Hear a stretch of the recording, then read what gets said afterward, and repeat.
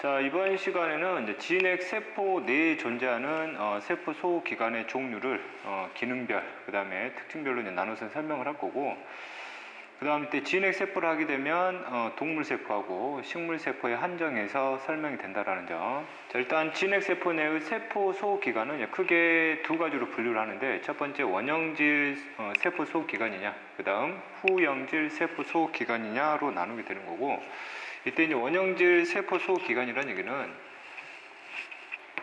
무슨 대사가 활발한 세포 소기관들을 뜻하냐면 물질 대사가 굉장히 활발하게 일어나는 이제 세포 소기관들을 원형질 세포 소기관이다 라고 표현을 해요. 그 다음 후형질 세포 소기관은 이런 원형질 세포 소기관의 물질 대사, 이제 결과물들이 축적이 돼서 형성되는 게 후형질 세포 소기관이다 라고 표현을 해요. 그래서 후형질 세포 소기관은 자체가 물질 대사를 하는 게 아니라 원형질 세포 소기관의 물질 대사 결과물로 쌓여서 형성된 소기관을 보면 되는 거고, 후형질 세포 소기관에 해당되는 기관들은 시간이 지나면 지날수록 크기라든지 무게라든지 양이라든지 이런 것들이 점차적으로 증가를 하게 되겠죠. 이제.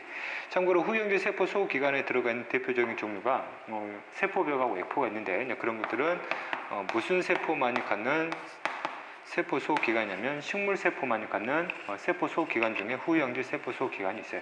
됐지?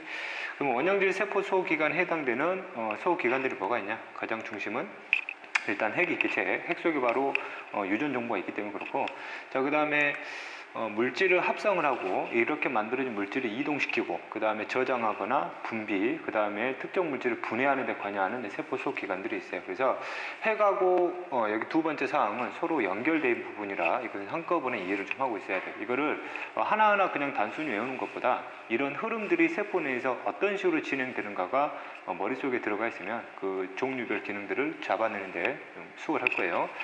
자, 그 다음에 세 번째가 에너지 대사 기관인데, 대사란 뜻이 출입이잖아. 에너지를 저장하고 에너지를 빼내는 데 관여하는 세포 소기관이고, 에너지를 저장하는 가장 대표적인 애가 바로 광합성이지, 그 다음에 에너지를 빼내는 가장 대표적인 애가 세포이기 때문에 여기서는 광합성에 관련된 세포 소기관, 그 다음 세포 호흡에 관련된 세포 소기관을 다룰 거라는 얘기예요. 그래서 예전에 물질 대사 흐름에서 설명을 해줬기 때문에 어떤 소기관들이 여기에 해당되는지는 충분히 감을 잡을 거예요. 자, 그 다음에 네 번째가 중심립인데, 앞에서도 설명했듯이 중심립이라는 세포 소기관은 동물 세포만이 갖는 유일한 세포 소기관이다 라고 우리가 배웠고, 자, 그 다음 이제 생체막이에요. 다시 한번 얘기하지만 생체막이 되려면 반드시 구성 물질 중에서 뭐를 포함하는 것들, 그렇지, 인지질을 포함하는 막구조에 한해서 우리가 이거를 생체막이다 라고 표현을 했었지, 그지? 그래서 인지질이 포함이 되어 있는 생체막은 무슨 성을 갖기 때문에? 유동성을 갖기 때문에 이놈들의 막의 구조를 뭐 할 수 있어요? 변화시킬 수 있다 라고 표현을 했죠, 그지? 자, 그 다음에 물질 합성, 이동, 저장, 분비, 분해에 관여하는 세포 소기관들이 앞에서 배울 거예요. 이런 이름들 때문에 얘들이 여기서부터 이제 굉장히 당황해하고 어려워하는데, 제발 종류별 이름들 갖고 어려워하지 맙시다. 리보솜이 있고 소포체가 있고 골지체가 있고 리소뎐이 있어요. 아까 에너지 대사 기관에는 뭐 눈치챘겠지만 염록체하고 미토콘드리아가 있죠. 그다음에 이제 후형질의 대표적인 세포 소기관들이 이제 세포벽하고 액포가 있어요. 이거는 식물 세포만이 갖는 세포 소기관이었고, 그렇지? 자, 그다음에 이제 생체막으로 구성된, 즉 막으로 구성된 세포 소기관의 종류들이 이 중에 섞여 있다는 얘기잖아. 막으로 구성된 세포 소기관들이 이런 식으로 존재한다는 얘기예요. 그렇지? 그래서 모든 막의 기원은 무슨 막으로부터? 그렇지, 세포막으로부터 전부 다 기원된 거라 표현하기 때문에 모든 막의 구조는 인지질이 들어가 있는, 그 다음에 사이사이 뭐가 밖에 들어가 있는, 단백질이 밖에 들어가 있는 이런 단순한 구조적인 특징은 다 똑같다라고 보면 되는 거고. 오케이? 그래서 선생님은 먼저 생체막을 먼저 설명을 하고, 그 다음에 핵부터 해서 후형질까지 내용을 다루게 될 거예요. 됐지? 그 다음에 이제 세포의 구조를 보게 되면 세포막이 있고, 이 세포막에 다양한 이런 식의 세포 소기관들이 이제 존재하게 될 건데, 현재 이제 공간을 보면 세포 소기관을 제외한 나머지 공간들 있잖아. 세포 소기관을 제외한 나머지 공간들을 우리가 무슨 질이라고 표현하냐면 세포질이다라고 표현을 해요. 기본적인 내용이니까. 됐지? 자, 첫 번째 생체막부터 들어갈게요. 자, 다시 한번 또 강조하는 말이지만 생체막이 되기 위해서는 반드시 뭐가 핵심적으로 끼어 들어가야 돼? 인지질이 반드시 핵심적으로 끼어 들어가야 되고 인지질이 포함되어 있는 것에 한해서만 우리가 막구조다라고 표현을 해요. 그 다음에 이 사이사이에 뭐가 박혀있는 구조냐면 단백질이 박혀있는 구조예요. 어쨌든 막의 핵심은 인지질이야. 그치? 그래서 예전에도 설명을 했지만 인지질로 구성된 막을 형성하기 위해서 대표적으로 세포막이 있으면 바깥쪽도 물로 채워야 되고 안쪽도 물로 채워야 되기 때문에 인지질이 여기에 구성을 하게 되면 자연스럽게 매중충 형성을 하게 된다. 이중충을 형성할 수밖에 없다고 그랬죠. 그치? 그래서 이 그림을 살짝 확대시켜서 보면 확대해서 보게 되면 여기 이거 하나가 바로 인지질 몇 분자? 한 분자를 뜻하는 거지. 여기가 머리가 있고 여기가 꼴인데 머리의 성분은 콜린, 인산, 글리세롤이지. 그리고 여기가 무슨 성? 친수성이라고 그랬고 그 다음에 꼬리가 지방산인데 지방산 부위는 무슨 성이다? 소수성이다 표현을 했어요. 그 다음 지방산은 하나는 포함인데 하나는 반드시 뭘 포함해야 돼요? 불포화를 포함을 해야 되기 때문에 여기 자체가 불포화 지방산을 포함한 인지질로 구성이 되어 있으므로 액체 상태에 가까운 상태가 되면서 무슨 성을 갖게 되는, 유동성을 갖게 되는 이유가 되는 거고. 됐죠? 그지?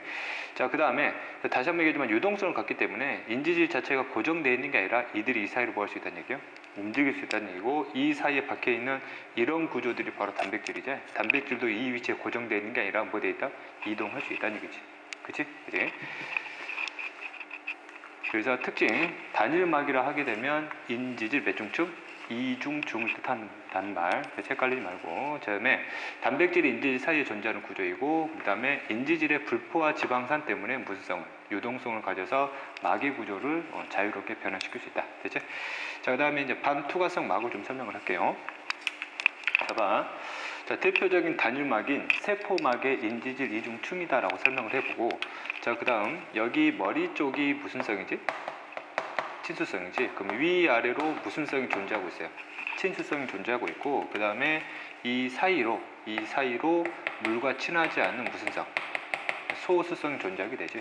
반투과성이라는 뜻은 고분자 물질은 통과 불가능하고 저분자 물질은 통과가 가능한 막을 우리가 반투과성이라고 표현을 했잖아. 그럼 예를 들면 어떤 물질이 있는데 이 물질이 여기를 통과해야 된단 말이야. 그럼 여기를 통과하려면 인지질 분자와 인지질 분자 사이를 뭐 할 수 있어야 돼?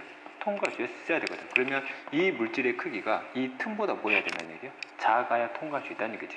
그런 놈만 통과할 수 있다는 얘기고 그럼 여기를 통과할 수 있는 물질 중에서 이와 같은 식으로 친수성 분자가 있다 가정을 할게요. 순수하게 친수성 분자야. 그럼 이놈들이 여기를 통과하고 싶거든.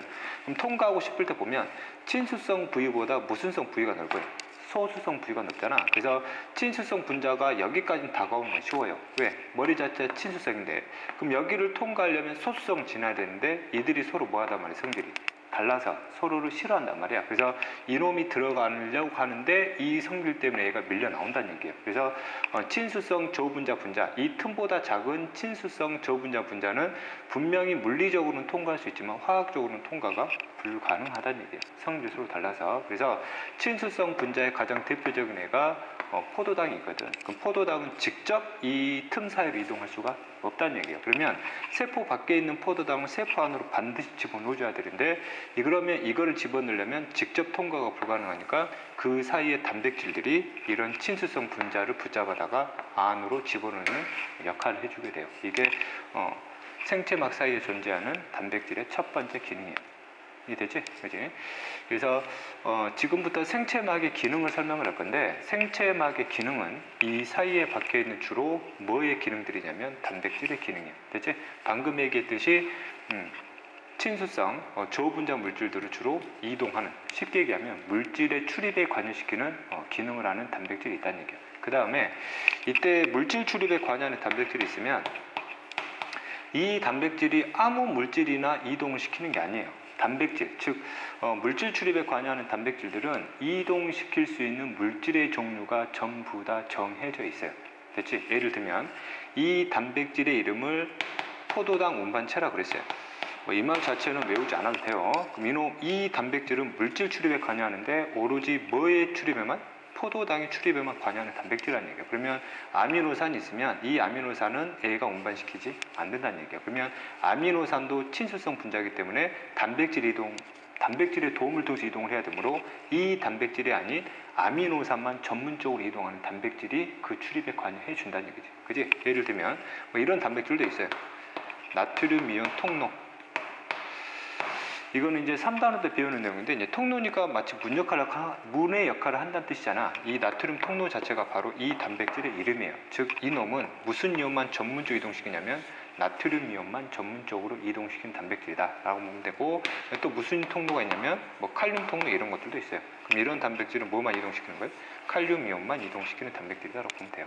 됐지? 그래서 생체막을 통한 물질의 출입의 이동에 단백질이 관여하는 경우 단백질이 특정 물질을 전문적으로 이동을 시키기 때문에 아무 물질이나 이동시키지 않는구나. 그래서 이거를 물질의 무슨적 출입에 관여한다 표현하냐면 선택적 출입에 관여한다 표현해요. 물질을 선택적으로 출입시킨다는 얘기예요. 아무거나 출입시키는 게 아니라. 오케이? 이제 그래서 다시 단백질의 기능 보면 바로 첫 번째가 물질의 출입에 관여하는데 선택적으로 출입시킨다는 거. 됐지? 그 다음에 두 번째 기능을 볼게요. 현재 이 사이에 박혀있는 단백질들 중에서는 이와 같이 물질 출입에 관여하는 단백질도 있지만 뭐로서 직접 관여하는 단백질이냐면 효소로서 기능을 수행하는 단백질이 있어요. 그럼 효소는 물질 대사를 촉진시켜주는 매개체이기 때문에 이 효소를 중심으로 바로 무슨 대사가 가능해지는? 물질 대사가 가능해질 수 있다는 얘기예요. 그래서 생체막은 효소를 가지고 있고 효소를 이용한 물질 대사가 가능한 막이므로 이거를 후형질이 아니라 원형질 소기관으로 분류시킨 이유 중에 하나가 돼요. 됐죠? 그래서 두 번째 기능이 효소로서의 기능을 통하는 단백질이 존재해서 물질 대사가 가능해진다는 얘기지. 그지? 자, 그 다음에 세 번째 볼게요. 세 번째부터는 이제 3단원 때 배우는 내용인데, 이제 수용체 역할을 하게 되는데, 이제 수용체의 역할의 뜻이 뭐냐면, 예전 1단원 생명사 특징 중에서 자극과 반응을 설명을 할 때, 그때 당시에 호르몬 설명을 했잖아. 그럼 호르몬 같은 경우는 특정 반응 세포한테 뭘 내릴 수 있어요? 명령을 내릴 수 있는 명령 전달 물질로 작용한다고 그랬지. 그럼 이 세포 같은 경우는 이 호르몬한테 뭘 받아야 돼요? 명령을 받아야 되거든. 그래서 여기 세포막에 있는 단백질이 이 호르몬과 결합을 할 수 있는 단백질이 있고, 이 단백질에 이 호르몬이 결합을 하면 이 명령에 대한 신호가 세포 내부로 전달이 되게 돼요. 그래서 중간에 막에 존재하는 이놈들이 호르몬을 하나의 신호로 인식을 해주는 단백질이지. 그래서 이런 단백질들을 뭐라 표현하냐면 수용체라 표현해요. 그럼 네 번째 볼게요. 이제 네 번째는 항원으로서 역할을 수행하는 단백질이 있는데, 항원이 뭐냐면 쉽게 얘기하면 세포들마다 나름대로 가지고 있는 무슨 종으로 보면 되냐면 신분종으로 보면 돼요. 예를 들면 이게 내 몸의 정상세포예요. 내 몸의 정상세포. 예를 들면 내 몸에 질병의 원인이 되는 뭐가 들어왔다 가정하자면 세균이 들어왔다 가정을 할게요. 그럼 세균도 세포고 내 몸의 세포도 세포란 말이야. 그러면 내 몸을 지켜주는 내 몸을 지켜주는 세포 중에서 바로 무슨 구가 있어요? 백혈구가 있단 말이지. 그럼 백혈구가 내거 세포인지 내 세포가 아닌지를 뭐 해야 돼요? 조사를 해야 되거든. 그러면 세포 자체의 전체 구조를 갖고 이놈을 인식하는 게 아니라 세포들마다 나름대로의 세포막에 박혀있는 단백질 중에 신분증 역할을 하는 게 있단 말이야. 그럼 단백질은 기능하고 되기 위해서는 나름대로 무슨 구조가 있어요? 그렇지, 입체 구조가 있다고 그랬지.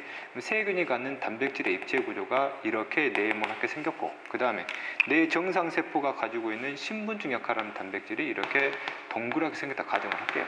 이게 신분증 역할이니까 이 신분증 역할하는 거를 바로 뭐라 부른단 말이지? 항원이다 라고 부른단 말이지. 그럼 내 몸의 백혈구가 뭐의 입체 구조를 판단을 해서, 항원의 입체 구조를 판단을 해서, 아, 얘는 내게 아니구나, 내 신분증이 아니네, 이놈은 내 세포가 아니네, 그래서 이놈이 이놈을 잡아다가 죽이기 시작한다는 얘기지. 됐지? 그래서 이 내용도 역시 몇 단원에서 나오냐면 3단원 때 다루는 내용이고, 너희들이 현재 1학년이나 2학년이란 말이야. 그럼 1학년, 2학년 지금 1단원을 처음 배우는 단계라면 주로 1, 2번 내용을 기억하면 돼요. 됐지? 3, 4번은 주로 3단원 나오는 내용이라 현재 이 강의를 3학년이 듣고 있다라면 당연히 다 알고 있어야 되는 부분이고. 됐지? 이제 자, 그 다음에 생체막으로 이루어진 세포 소기관들의 종류를 볼게요. 일단 핵막이었지. 지난 시간도 설명을 했지만 원핵세포가 진핵세포로 진화되는 과정에서 세포막이 안으로 접혀 들어왔지. 그래서 DNA를 감싸게 되면서 자연스럽게 핵막을 만들게 됐고, 그래서 핵막이 몇 중막이 됐다?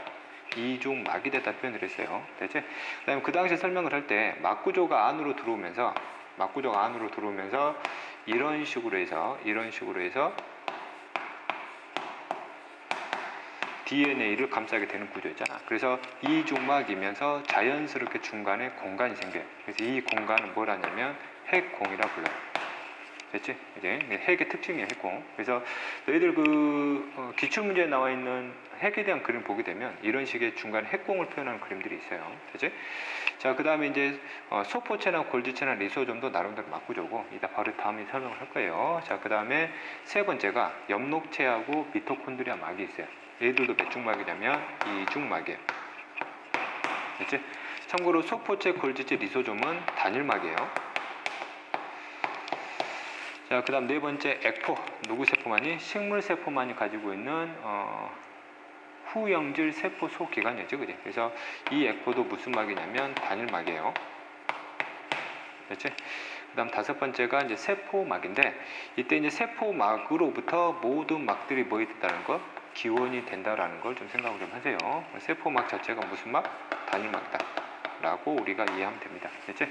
그래서 지금 당장은 이게 단순 암기가 되는데 이 흐름들을 알잖아? 흐름들을 알면 이것들이 왜 단일막이고 왜 이중막인지 이해가 될 거예요. 일단 핵막 자체가 이중막인 이유는 설명을 했고, 이제 여기까지가 이제 생체막 내용입니다.